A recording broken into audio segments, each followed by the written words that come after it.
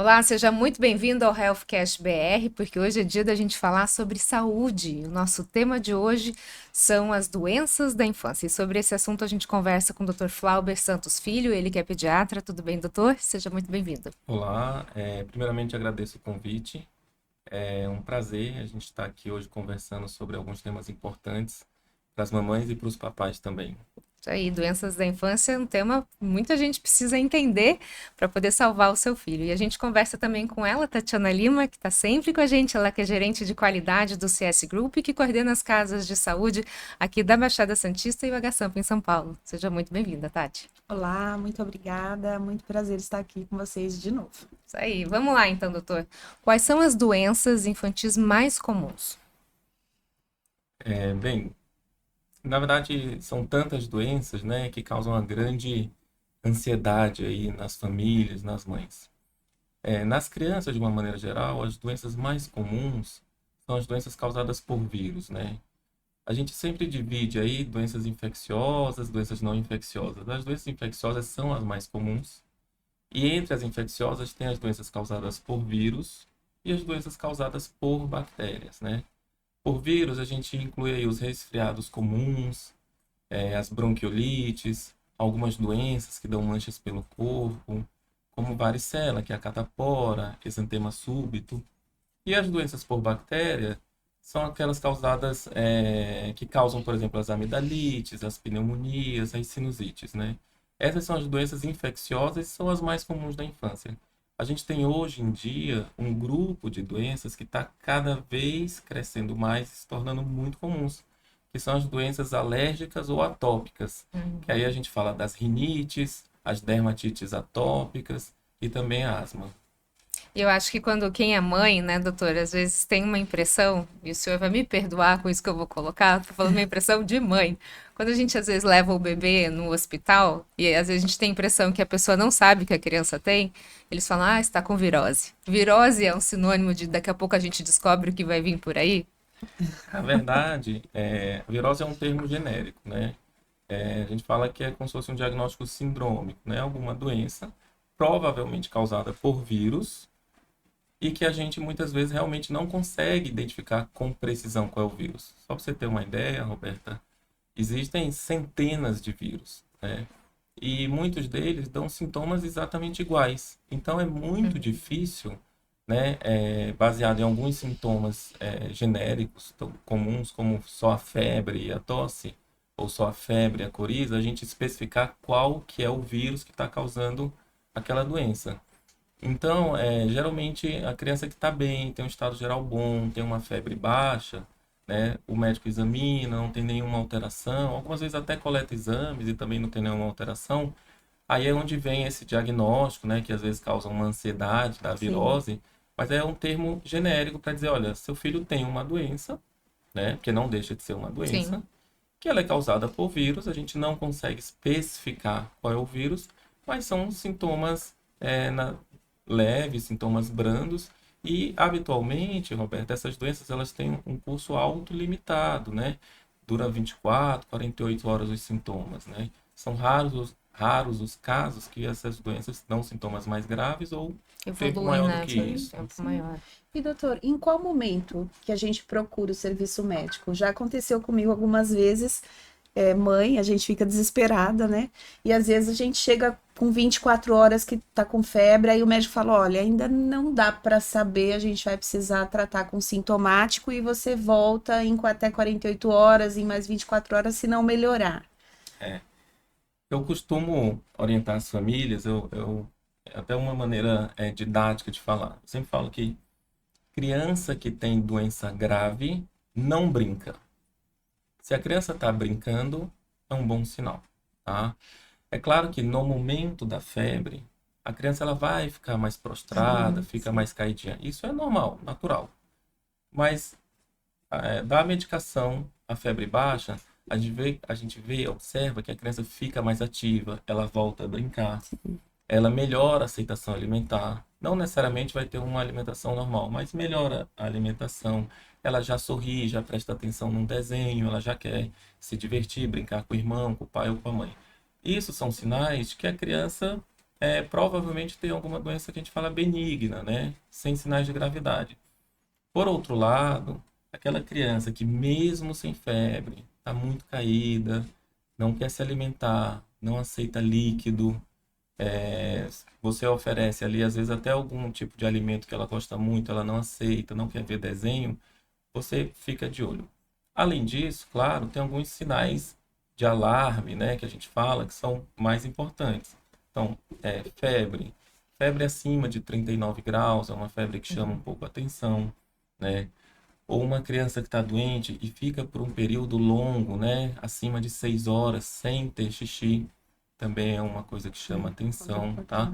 Ou apresenta algum sintoma estranho, algum tipo de sangramento, alguma coisa muito fora do habitual. Isso são sintomas estranhos e que merecem, né, de uma avaliação breve. As febres baixas, com a criança em bom estado geral, a gente sempre recomenda procurar o pronto-socorro depois de 24 até 48 horas dos sintomas. Agora, por exemplo, casos de diarreia e vômito, tem um tempo específico que é necessário aguardar antes de ir para um pronto atendimento? Não tem um tempo específico, tá? Primeira coisa, sintoma, ele precisa ser tratado. Às vezes é comum a criança ter febre, ter um episódio de vômito, ele não ser medicado em casa e procurar o hospital sem nenhuma medicação. Naturalmente, durante esse intervalo, a criança está com sintoma e ela vai vomitar, ela vai continuar tendo febre. Então, teve o sintoma em casa, isso é muito importante, as famílias conversarem com os pediatras e já terem essa orientação. Teve febre, que medicamento que eu dou? Teve vômito, qual medicamento que eu faço? Teve algum sintoma? É fazer essa medicação em casa, né? Grande maioria dos casos, quando vomita, você dá a medicação, esse vômito ele melhora, tá? Agora, claro, você fez a medicação, continua vomitando, precisa procurar um hospital. Diarreia, né? A gente fala que diarreia, da mesma maneira, na maioria das vezes são doenças autolimitadas, dura o sintoma 24, 48 horas, e chama um pouco a atenção quando tem mais de 10 episódios de diarreia por dia, ou quando se observa sangue nas fezes. Ok, agora eu falo que pediatra, eu acho que vocês deviam ganhar muito mais do que todos os outros médicos, porque é o terror das mães, né? As mães, elas devem azucrinar vocês 24 horas. Não dê o celular para a mãe. Exatamente, espirrou, ligou, piscou diferente, ligou, dormiu demais, ligou, dormiu de menos, ligou, tudo liga, né? São heróis. Agora, às vezes tem algumas mães mais preocupadas, outras um pouco menos. Como que a gente pode diferenciar, por exemplo, casos de gripe e resfriado de uma pneumonia? Claro, a gente está falando, né, do fator febre, mas o fator febre, às vezes, num resfriado também aparece, numa pneumonia também. Como é que a gente pode tentar detectar isso para pedir um socorro imediato? Então, perfeito. As gripes e resfriados são diferentes da pneumonia, primeiro pela causa. Gripes e resfriados são doenças causadas por vírus, tá? E as pneumonias são doenças causadas por bactérias, tá bom? Então, isso aí já dá uma diferença em relação à gravidade do sintoma que a criança vai manifestar. Então, a gripe, né, geralmente a criança tem a febre um pouco mais baixa e geralmente a febre mais espaçada, aquela febre que dá 2 ou 3 vezes ao dia. Quando a febre passa, a criança fica mais ativa. E a gripe, os sintomas são congestão nasal, né? Tem secreção saindo pelo nariz, olho vermelho, tosse. São os sintomas mais comuns da gripe. A pneumonia é uma doença bacteriana. Então, a criança geralmente tem febre, febre alta. A febre, maioria das vezes, é uma febre que ela vem com mais frequência durante o dia. Muitas vezes ela nem chega a passar, né? A temperatura cai, mas não normaliza e já volta a subir de novo. E o que caracteriza uma pneumonia, principalmente quando a gente examina ou vê uma criança, é a gente perceber que ela está cansada.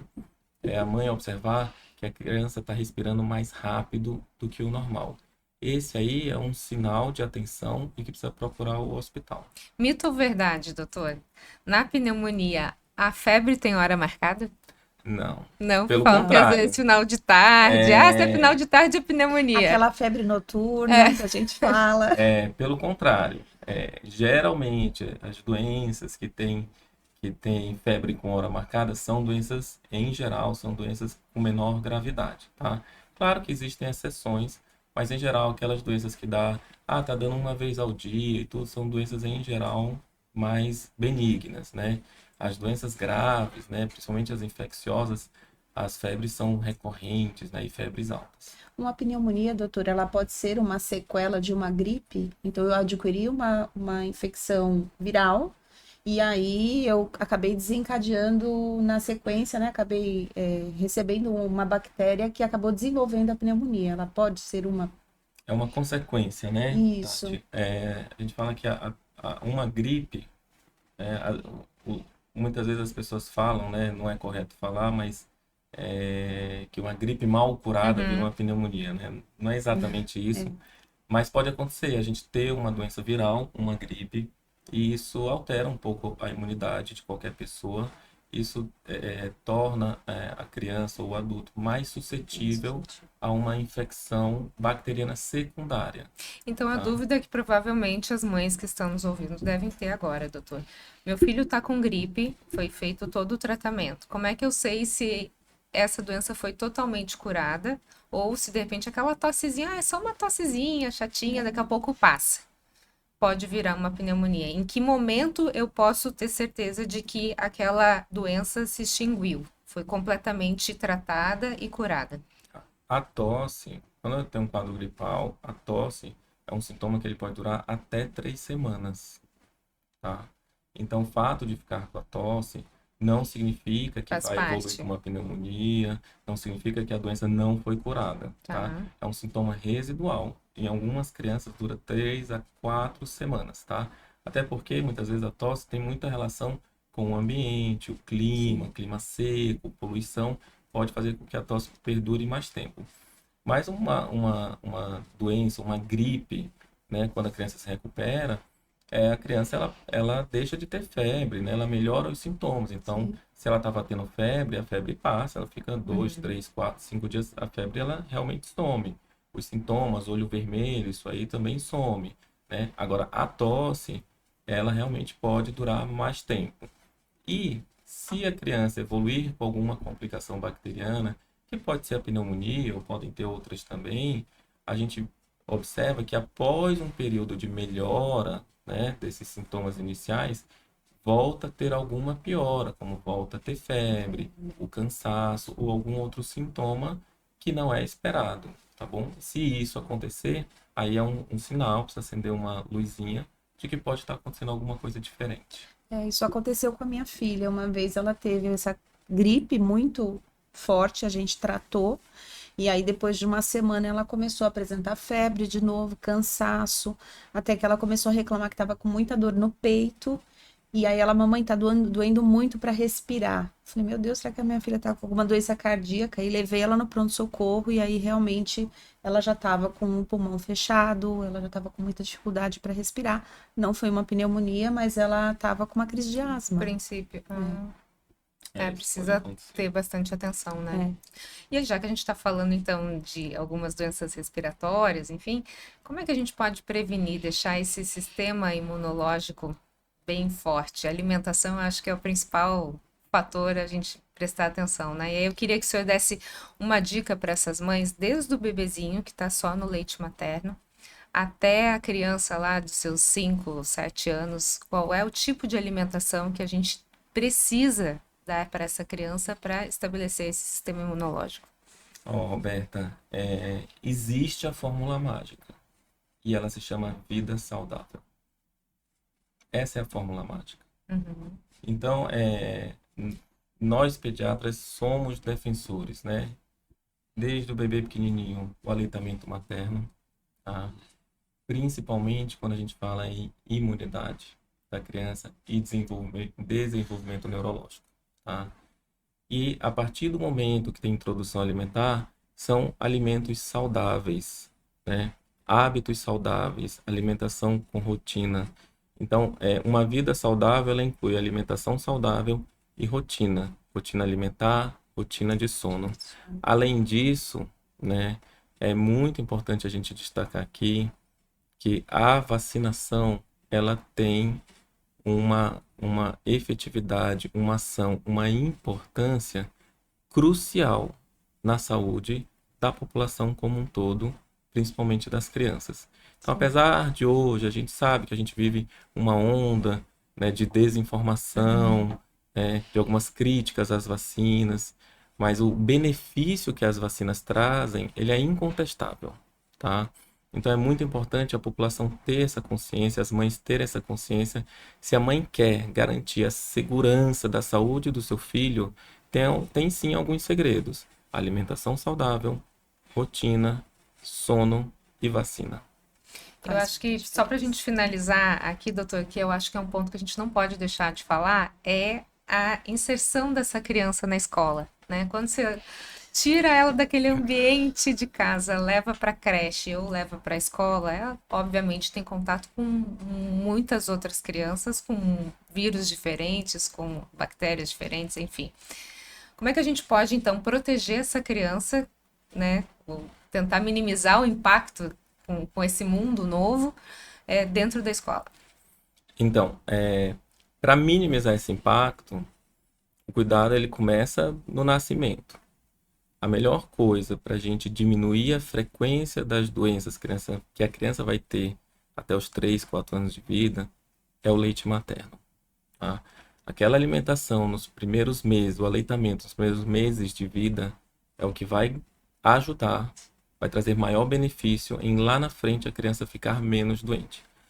Agora, em relação à creche, às escolas, a gente sabe que hoje a gente vive uma realidade de trabalho, de necessidade das famílias diferente, né? Então, muitas vezes a criança precisa ir para a creche ou para a escola porque a mãe precisa voltar a trabalhar e não tem alguém em casa que possa se responsabilizar e cuidar da criança.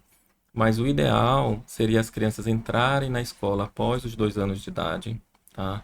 E mesmo assim, é importante todo mundo ter consciência que naquele ambiente escolar, a criança ela vai ter as doenças virais com frequência. A gente já espera, tá, Roberta? Só para você ter uma ideia, a gente já espera que uma criança que vai para a escola aos 2 anos, ela fique doente nos primeiros 12 meses de escola entre 10 a 15 vezes. Meu Deus! Para desespero das mães, né? Isso já é esperado, tá? Já é Isso é esperado. normal. Comum, Já é né? o comum. Normal não é, mas é Exato, comum. já é o comum. Então, muitas vezes, né, as famílias ela têm a sensação e elas trazem para a gente a queixa dizendo que o filho não melhora, né? Já emenda uma doença na sempre outra. doente. Porque é exatamente isso que acontece. Ele fica um período ali de 7 dias doente, se recupera, algumas vezes fica aquela tosse residual e depois de 3 semanas já realmente adquire outra doença. Então, realmente a sensação que tem é que nunca fica bom. Mas infelizmente é algo que acontece, né, durante esses primeiros anos da infância, esses primeiros anos de escola, tende a melhorar após os 4, 5 anos. E é a sugestão, né, reforçando que a gente pode falar para as famílias para tentar amenizar isso, aleitamento materno, tá? Alimentação saudável, rotina de sono e vacina. Posso ver se eu posso acrescentar ainda um ponto, doutor? Ver se o Pode. senhor aprova o meu ponto. Eu acho que o esporte na infância, ele pode ser uma porta de vida saudável muito bem-vindo, né? Eu tive uma experiência com uma das minhas filhas que tinha muito problema de rinite, sinusite, enfim, e pequenininha a gente colocou ela na natação. E isso trouxe uma questão de imunidade para ela muito boa, né? Fora todo o desenvolvimento motor, enfim. Então, eu acho que dentro da capacidade da criança, a gente pode incluir o esporte como um grande benefício aliado à saúde dessa criança, até quando ela for para a escola, para ela ter uma proteção um pouco maior. Sim, sim, faz parte da fórmula da vida saudável, né? Criança abaixo de 6 anos, elas praticam atividades brincando, né? Corre, brinca, pula. Acima de 6 anos, a gente realmente recomenda que a criança passe a ter um hábito de prática esportiva regular, né? Pode ser um balé, pode ser o futebol, pode ser a natação, mas ela passe a ter essa prática mais regular, tanto por uma questão de saúde, também para uma importância do desenvolvimento social da criança. Ok. Mais alguma coisa, Tati? Não, tudo bem. É isso aí. Então, Obrigada. doutor, muito obrigada pelas suas orientações, sucesso e saúde e vida saudável para o senhor e para todas as crianças. Eu que agradeço, obrigado. Obrigada. Obrigada. O Healthcast fica por aqui. Muito obrigada pela sua atenção. A gente volta no próximo episódio. Até mais. Tchau, tchau.